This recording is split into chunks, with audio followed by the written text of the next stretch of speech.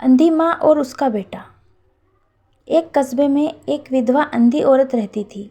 उसका एक बेटा था जिसके पालन पोषण की सारी जिम्मेदारी उसके कंधों पर थी।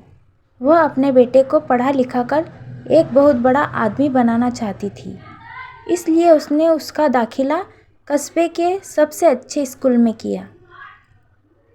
वह दिन रात मेहनत करती ताकि बेटे की स्कूल की फीस दे सके। लड़के के स्कूल के बच्चे उसकी माँ के बारे में जानते थे। वे सब उसे अंधी का बेटा कहकर चिढ़ाते थे। उसका लड़का इससे बहुत परेशान था। उसे अपनी माँ पर शर्म आने लगी थी। वह उसके साथ कहीं भी आने जाने से कतराने लगा था। जब लड़का बड़ा हुआ तो उसकी शहर में अच्छी नौकरी लग गई। उसने अपनी माँ से वादा किया कि शहर में मकान लेकर वह उसे लेने आएगा। लेकिन वह शहर गया तो फिर लौटकर वापस नहीं आया। उसकी अंधी माँ उसका इंतज़ार करती रही। कई महीने बीत गए, लड़के की कोई खबर नहीं आई। लड़के की कोई खबर नहीं आई तो अंधी माँ से रहा नहीं गया।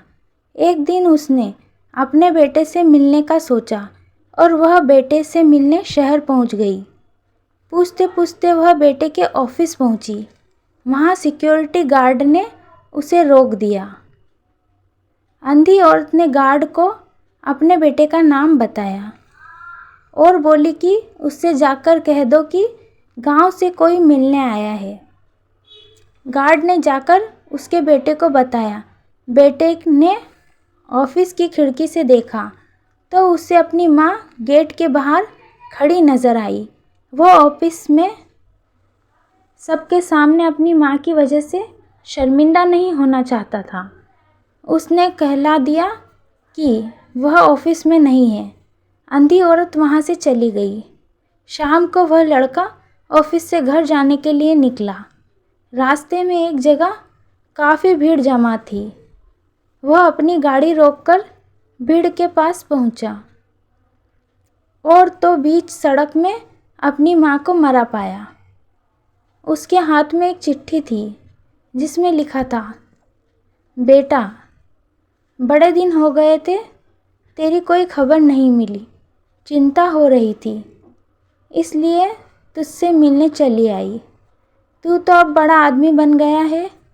तुझसे मिलना अब शायद मुझ गरीब की किस्मत में नहीं, लेकिन मैं बहुत खुश हूँ तेरे लिए।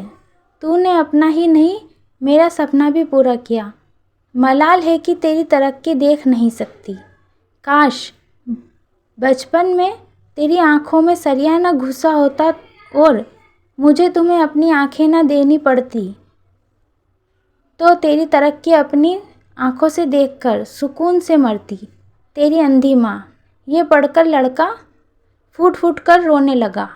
जिस अंधी माँ पर उसे शर्म आती थी, उसने उसके लिए कितना बड़ा बलिदान किया था। वह आत्मग्लानि से भर उठा और ज़िंदगी भर खुद को माफ़ नहीं कर पाया।